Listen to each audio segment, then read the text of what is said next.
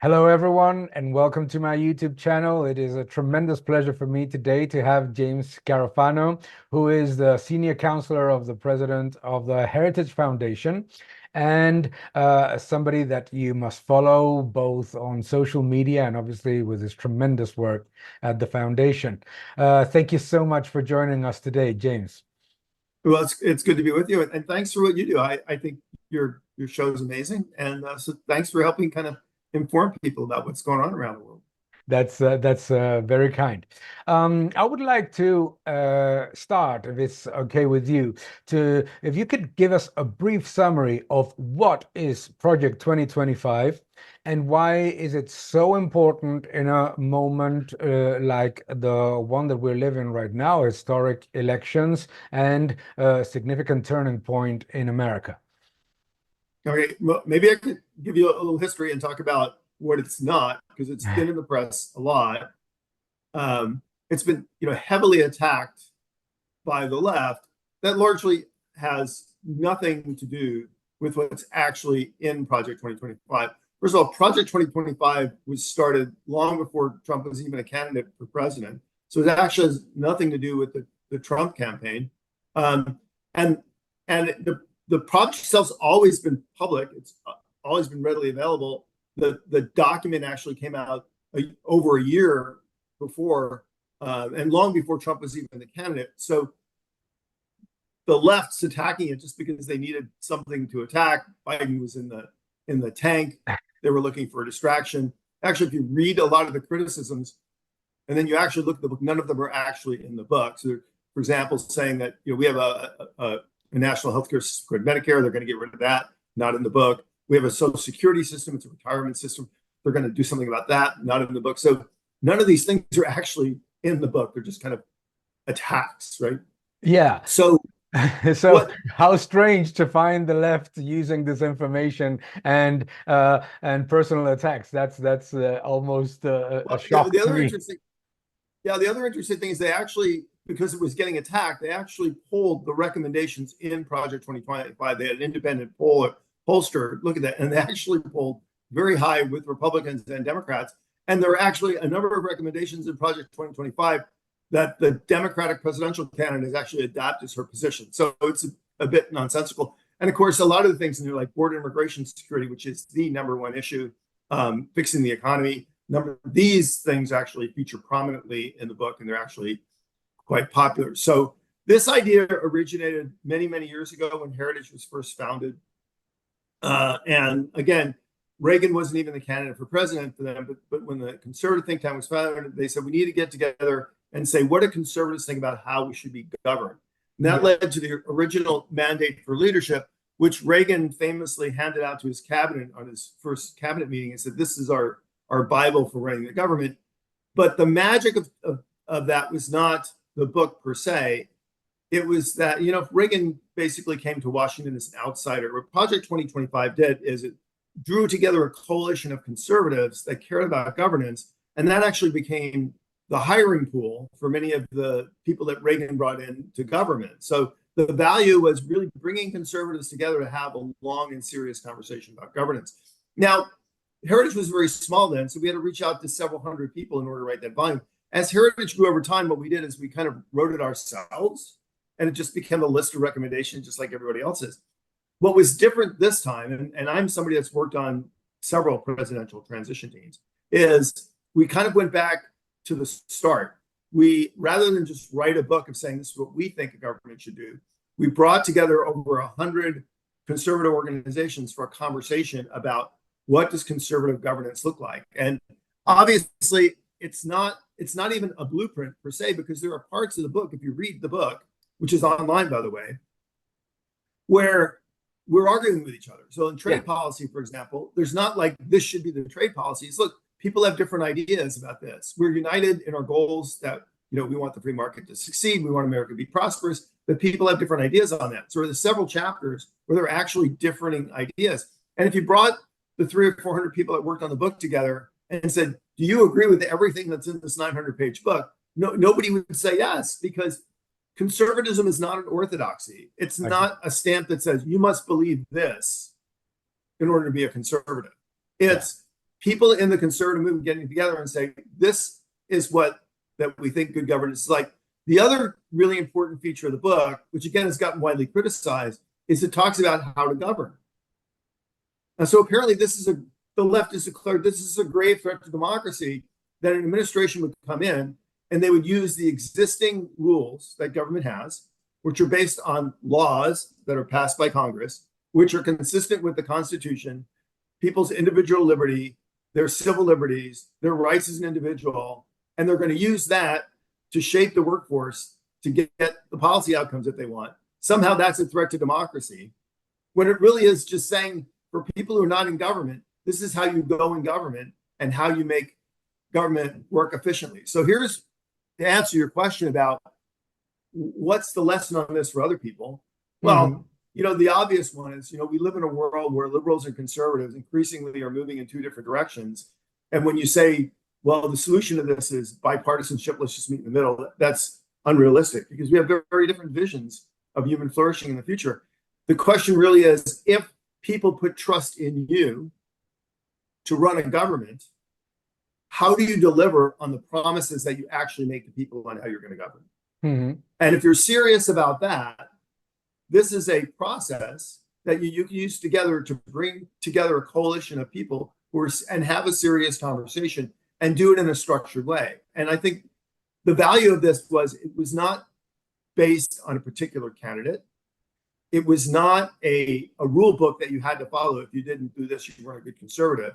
It was a resource for how to do good governance. And if there's one issue that we have seen on the conservative side, because conservative has resurged as a global movement, I think, really, but we do see conservative governments fail. And they fail for basically two reasons. One is they don't have the capacity to govern. You have well-meaning people come in, but they don't really have a team, and they don't know how to govern, and so they fail. The other is they wind up leading a coalition government where they're in league with the left, and they don't do anything because nobody agrees on anything, and they fail to deliver. Yeah. And so I think this book addresses both those issues. It's how do you build the capacity to govern, and then how do you build the political will to say, if we get in office, this is what we're going to fight for. And I do think that is something every conservative government needs. Absolutely, absolutely. Just for our the people that are watching us, liberals in the United States is the left. Okay, just it's right. Not because a lot of our followers in Europe, liberal is free market defenders. No, right. It's true. In America, we use terms like the left, progressives, liberals interchangeably. Yeah, it's just so that nobody sort of sets an alarm saying, "Oh my gosh, conservatives against free market thinking." Right. And and it works the other way too. As for Americans, much of what goes on in Europe and Latin America is terribly confusing, because you have center right, you have conservatives, and then you have these different national conservatives, free conservatives. They're all different, but to me, this is the way I would define it, and maybe your viewers wouldn't agree with me, but as somebody who spent a lot of time in Europe, like a lot of time in the United States and a lot of time in Latin America, I see these two divergent movements. And in my definition, the left, right, progressivism, is about achieving orthodoxy. Yeah, it's about defining a particular way forward, and then the definition of whether you are part of the club and whether you're acceptable or not is if you sign up for every single thing on this agenda. Yeah. The right is moving in exactly the opposite direction. It's not about defining a particular orthodoxy that makes you a conservative. Some conservatives are have very muscular beliefs in foreign policy. Other conservatives are, and they have lots of differences. And the notion is it's not about defining an orthodoxy. It's about bringing together like-minded people and agreeing to have a debate about what is the best way. And more importantly it's what do the people want? I mean, I think if we defined populism in the traditional 19th, 20th century way, it was, we're in a crisis, we elect a popular leader, that leader tells us what to do and we all listen to them. Hmm. That is not modern populism. Modern populism, people that look at their government and say, our government is failing us. They're not doing what we want. We want to elect leaders who actually represent, do what the people want, not Exactly. telling us what we want. I think those are two very, very different visions for the future, and which is why I do think that these movements of left and right politics, not just in the U.S. but in Europe and in Latin America, are headed in different directions. And I honestly think that the path forward is not that somehow we're going to compromise and meet in the middle. Somebody's right, on issues as fundamental as the role of government spending or in education. You can't meet in the middle, and this is why free societies really are faced with, I think, a choice. In the U.S., it's very, and I'm sure this is true everywhere. And this is something why we actually wrote the Project 2025. Hmm. I think Many that, of us are issue. yeah, No, no, I I was saying think, many of us are just issue voters, right? I'm yeah, voting on the economy. I'm voting on immigration. But the reality is when you elect political leaders in our countries, they're in charge of everything. yeah, So in the United States, you can say, I'm voting on immigration. I'm not really voting on the military. Well, according to the Constitution, the president's the commander in chief. So you're voting for a commander in chief, whether you want to or not. I think we obsess about personality and narrative so much in the modern world. But the reality is our political campaigns today are actually, in a lot of places, very issues based. yeah, And you've got to vote on the breadth of the issues. And what Project 2025 tried to do is it looked at everything where the government touches your life and the aspects of governance, and it had a serious conversation about that. And you're right, the left does hate that because they don't want that. They just want people to buy into the narrative and do absolutely. what they're. The left creates a dogma and wants you to adhere to all of it or be cancelled and vetoed. It's a completely different thing than to have a conversation, which I think is very important. A conversation about all different aspects of governance and policy. So if you don't mind, what we could do is to go a little bit into some of the things that come up in the book that I found very, very interesting. I think that number one in the economy is very important, that it places government spending and deficit spending within the boundaries and the limitations that are set by inflation. That there are so many times that we hear in politics that inflation has nothing to do with government spending. I find that that is a very, very important subject. I also find that within the book, there are a number of things about trade and also about energy policy that resonate a lot with all of the different families, I would like to call them, that are outside of the dogma-driven left, no? Which basically are showing that there are important elements that the conservative movement is likely to put in place in order to develop and to deliver a stronger level of growth. And I 100% agree with you. Meeting in the middle on things where you are right versus those that are wrong is an absolute train wreck, because gradualism, and I'm sure that you agree with me on that, has been one of the reasons why so many center-right governments in Latin America and in Europe have failed, because they sort of fell into the almost obligation of following the narrative of the left and ended up not only losing power, but losing the social fabric that develops the economy, no? So energy is a really good example of that. Mm. Energy, environmental, and climate issues. And again, I think this is one of the real strengths of Project 2025. And interestingly enough, the left really doesn't talk a lot about Mm. energy policy in 2025. And I think the reason for that is they sense that it's the great weakness of their platform. And so, because it is one area where Project 2025 illuminates a completely different approach to energy, environment, climate, and growth than the left. The left, their accepted dogma is climate policy and net zero goals are the single most important thing. Mhm. And literally everything else has to bend to that, and it doesn't matter the level of collateral damage. Conservatives take a completely opposite approach. It's not that they're indifferent to climate or environmental issues. And they say, look, the most important start point is to have affordable, reliable, abundant energy. Yeah. Because that is the key to growth. And if you want to address environmental issues, climate mitigation, anything, you have to have growth.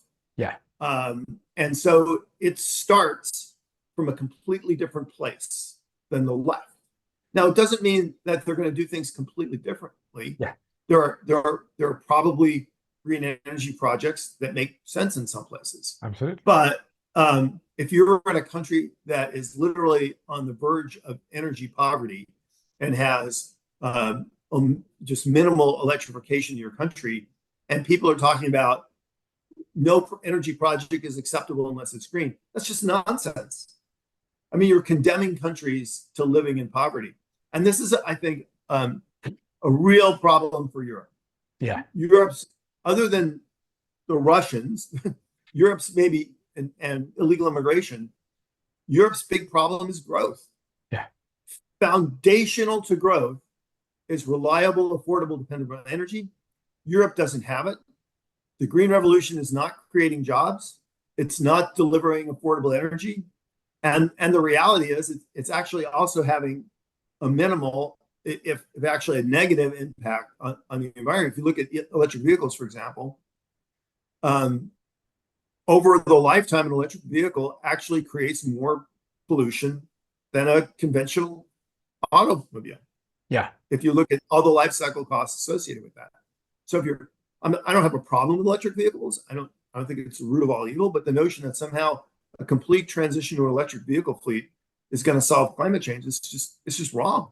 It's completely wrong, because the first thing that they don't take into account is how much copper, rare earths, and lithium mining you're going to have to undertake, and obviously all of the associated costs of the batteries and what to do with them when they run out of their life, etc. All of those elements. But I think that what you're saying is absolutely critical, because you've repeated a couple of times the three elements of energy policy that have always existed. Those weren't a debate. No, affordable, secure, and reliable sources of energy. And none of those things are being, let's say, implemented in energy policy in the European Union. We're seeing the staggering example of Germany, a powerhouse of industry that has destroyed its automotive industry with this decision of going for electric vehicles without having the knowledge, without having the technology, and certainly without having the minerals required. And on top of that, by destroying their nuclear, well, not destroying, by shutting down their nuclear fleet, they're consuming more coal today than they consumed 20 years ago. Right. I mean, they violated the fundamental principle of, first of all, unreliable, because they essentially created a foreign policy that was dependent on cheap Russian gas, which was maybe understandable in 1990 or something. But after the first invasion of Ukraine, the notion of that Russia was a reliable energy partner, that should have gone away. And yet they accelerated the dependence on Russian gas after the first Ukraine invasion. They took nuclear power off the table, which is the most reliable and consistent baseload energy that you have, which also, by the way, is one of the cleanest of all the fuels in terms of emissions. So they violated these basic principles, and they're paying the price for that. Yeah. And of course, the other aspect of that, which is also featured very heavily in the book, which is, again, the left doesn't talk about. There's enormous parts of this book that go into the depths of the China challenge. Yeah. And as you know, not only are we seeing increasing dependency on China, in part because of the EVs, because of the batteries and everything else, but we're also seeing China essentially operate in vampire status, where they're partnering, but then they're actually taking the market share away. They're not giving market share in China. And so essentially they're capturing global markets. And their production in many of these things is incredibly dirty. And and in some cases, not in the automotive industry, perhaps, but in other cases, it's dependent on slave labor. Yeah. So you've got huge human rights issues. You've got huge geopolitical risk. You're actually putting more damage in the environment. I mean, the more money we dump into the Chinese environment, the more pollution we're going to get. China's the #1 pollutant of plastics in the world by far. Yeah. And the more you feed into a dirty economy, the more you're going to get dirty outcomes. That brings us to the historical, or at least repeated narrative of, well, free markets and open economies do not address climate issues. What we need is interventionism. What we need is governments to monitor the entire productive and manufacturing process. However, the reality shows that it's precisely in open and free economies where respect for the environment and addressing these issues are dealt with in the most efficient manner, no? Well, that's actually true. So we do something at Heritage called the Index of Economic Freedom, where we Absolutely. every year, I think for like 30 years, have been grading every country in the world on their level of economic freedom. And one of the clear correlations is the wealthier a country is, the better its environmental standards are. So if you are really serious about climate, the answer is you become as wealthy as possible. Even in China, this is true. Yeah. Where in China, we have seen, as the country's gotten wealthier, better environmental standards. The problem with China, though, is it is such an incredible polluter that it will probably never actually catch up. It is reducing pollution because it's a richer country. It can afford to do that more, but it's generating so much pollution. It may never actually catch up and be a net positive force. And I think that also there's an important lesson there, particularly for our viewers in Europe, no, is that what you do see as well is that in many occasions, what happens is that the more that the state controls companies, not just by having a regulation, but being in management, being in the projections and the planning of the company, etc., by literally owning those companies, the less and the slower the process of development in terms of climate improvement that they undertake. I'll give you a perfect example, which is, actually a very good ally of the United States, which is Romania. Yeah. And Romania, in many ways, should be poised to be, one of the new tigers like Taiwan and Korea were years ago. And it's not a particular criticism of liberals or left or right in Romania, because it hasn't really changed. And you still have an enormous amount of state-owned enterprise. It's enormously inefficient. Yeah. And it absolutely, I would argue, is probably the #1 thing holding the Romanian economy back is an excessive amount of state-owned enterprises. I completely agree with you. And for those that are watching us, we're going to put the link to the Heritage Foundation's Index of Economic Freedom, where you see every year how the countries that have a higher level of economic freedom have not just higher levels of environmental protection and respect for the environment, but also improvement in terms of social issues and improvement in terms of equality, no?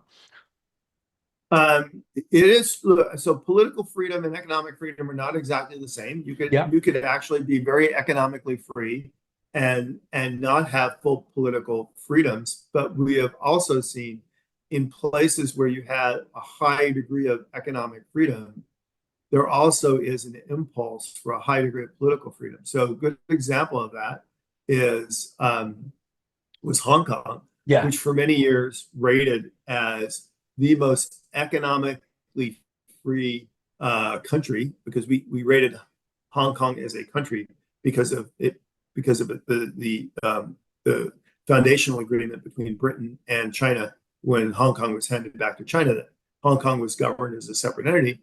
So economically, Hong Kong delivered the highest level of economic freedom in the world. Now, politically, they never did.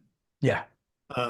But it was economic freedom that continually pressured on the Hong Kong government to maintain foundational level of liberty in that country. to the point Absolutely. where the communist government just basically stepped in, removed all the political liberty, and then we actually removed Hong Kong from the index um, because it was no longer be considered to be independently governed. But if you Absolutely. look at the Hong Kong economy today, it is a shadow of what it was before the communists moved in and basically dropped the iron fist on the people of Hong Kong. Absolutely. It's because economic freedom brings strength to the middle class. The middle class thrives, and the middle class, a thriving middle class, is an ally of political freedom and forces governments, even if they are not inclined to improve in political terms, to improve because independent economic individuals have a higher power to force governments to change. That's why Right. And uh, that's why the no, progressive no, left want yeah. dependent subclasses, no? Hmm? So this is why, essentially we found higher levels of political freedom in South Korea and Yeah, Taiwan. It was built on the foundation of the pressure of economic liberty. And we actually saw this happening in China. We saw increasing levels of economic freedom in China. That was part of the original rise of the Chinese economy. But unlike Korea and Taiwan, the government made a conscious decision to put a brake on economic freedom in China. Uh, they still have growth, yeah, but where is that growth coming from? Intellectual property theft, um, you know, building coal fire plants, slave labor, cheating. I mean, you know, making up numbers. I mean, the Chinese are artificially driving growth. They're not driving I believe in a sustainable way, and they pay a huge price for that. I mean, the level of political freedom in China has absolutely completely vanished in a way it never did in Hong Kong, yeah, right? Because yeah. in Hong Kong, the economic freedom maintained a level of liberty because the economic freedom system couldn't work if you abolished all political liberty, which is essentially what they're doing in China. Absolutely. Coming back to Project 2025, we very rarely discuss in these forums defense, trade, Right, and a very, very significant part as well, which is foreign relations. Now, and I think that there right. are a number of things in Project 2025 in the book that you will have the link below that are worth discussing and at least summarizing quickly. Well, that's again, it's very interesting because you actually listen to all the criticisms of the crazy left. They don't talk about the foreign policy chapters at all. They don't talk about the national security chapters at all. And I think the reason for that is very simple. It's because their track record on this is not good, and they really don't want to draw attention to that. Look, I think foundational on the defense side um, is this notion of peace restraint, Yeah, which is the idea that nobody wants wars, nobody wants regime changes, nobody wants to do nation building, nobody wants to be, people just would like to be left alone. Well, the way you do that is you have peace restraint. Now, the U.S. is a global power with global responsibilities and global interests, so it has to be very serious about this. For other smaller countries in Europe or Latin America, peace restraint comes from collective defense, collective security, yeah. in which the U.S. participates. So I think that's an important message. Hmm. And again, not a lot of discussion on foreign policy, but what's and again, because I think the left sees it as a weakness. This notion of globalization, global governance, abolishing national sovereignty, elites ruling the world. This is not working, No, and sovereign states that are elected by their own people and responsible to the people that they work for.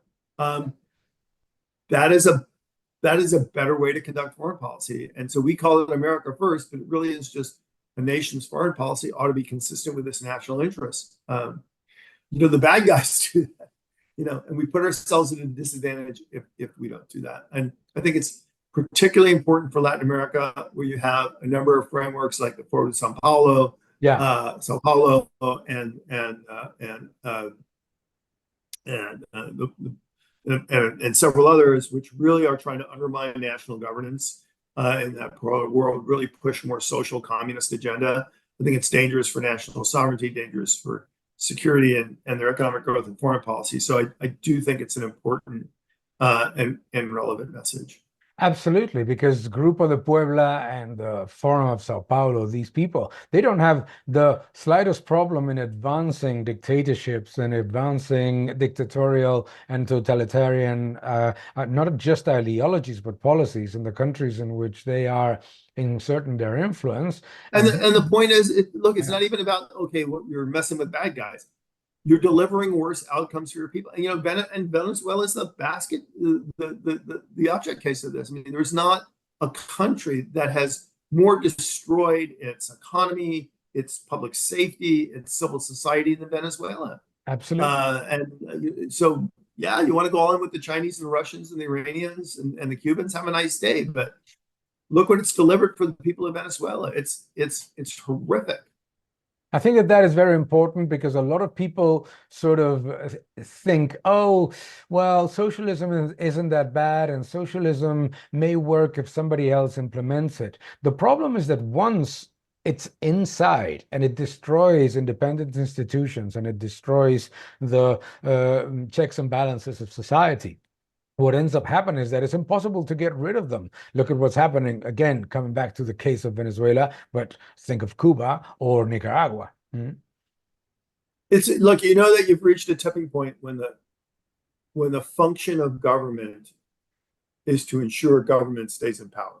Yeah, it's a So great when point. the function of a regime is primarily the perpetuation of the regime, that's the great danger. So in the U.S., for example, we have these attacks, scattered attacks all over the place on threats to democracy. This is a threat to democracy. That's a threat to Yeah, democracy. And I wouldn't argue that the election in Venezuela was a threat to democracy. I mean, they completely fabricated who won the election. But when threat to democracy simply means this endangers my ability to control political power, then you've kind of reached the tipping point. absolutely. The utilization of democratic means in order to advance totalitarian implementation of just maintaining the same people in power over and over. Let's talk about immigration because I think it's also a very significant point that very few people want to address for fear of being told that either they're xenophobic or racist or they're too. Yeah. What are the good the elements that you would outline as an important factor of having a solid immigration policy? Well, this is, I think, something that is pivotal in the U.S. elections. Even the Democratic candidate is trying to figure out a way to talk like they're tougher on border immigration security, because it's a multifaceted problem. I mean, it does threaten your national sovereignty. As we see in the U.S., it brings enormous transnational crime. It brings enormous public burden Yeah, because massive illegal immigration is an economic drain. It's not a benefit. There's just no data that says just bringing in masses of people illegally and giving them massive public support. It brings massive economic benefits. So there's just no evidence to that. And not to mention that we have a transnational terror threat now that's actually greater than 9/11 when the U.S. was attacked in New York and Washington because our borders are so incredibly porous. So the solution is you have to stop the flows, yeah. and you cannot be weak on border security or immigration enforcement. And then you have to go after the networks because all these things are being fueled by criminal networks. So for example, we're seeing masses of illegal migration coming to the United States from Africa, Yeah, from same here. Asia, Yeah, and from the Middle East. And the reason for that is there are networks that are taking advantage of this and going out. And so those networks have to come down. yeah, So it's really a three-part thing. You can't just do it by trying to seal your border, but you have to seal your border. You have to deport a lot of people so people know you take your immigration law seriously. And then you have to go after those external networks. Some of that's done in cooperation with friends and allies. Some of that's going to be done by going after bad people. Look, this is a common problem, I think, for Latin America, the United States, and Europe. We don't talk enough about how incredibly destructive illegal migration is to Latin America. It's a huge, huge problem. And of course, it's becoming a massive problem for Europe. And the other thing that nobody talks about is, as a consequence for all this, is the levels of human trafficking in Africa today are mind-blowing. Absolutely mind-blowing. More people are being human trafficked today than were ever exported under slavery in the 18th and 19th centuries. That is insane. It's become a massive, massive problem. And the other thing is illegal migration is also not the solution to population. Right? Oh, of course not. Of course not. You have to. I mean, legal migration is always part of a solution for both growth and for population. But even legal migration is only a partial answer. Exactly, it's not even the full. It's not even the full. Right, and that goes back to what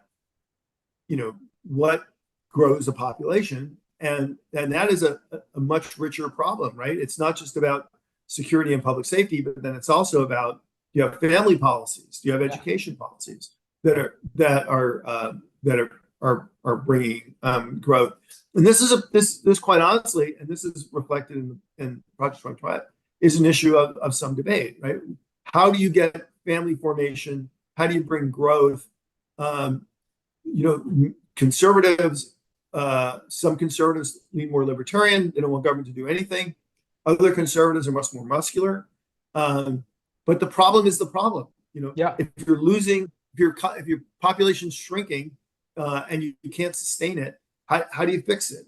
And this is why I love conservatives, because the answer isn't, here's the orthodoxy and we'll just do this. I think the answer is, let's have a debate about the best way it is to fix it for our country at this time and place. And it's a number of Hungary's example, which is deeply, deeply socially conservative in many, many ways. Yet Hungary has never, as an official policy, said, well, we're really going to crack down on abortion, right? Because you're not killing babies, you're growing. But they never did that.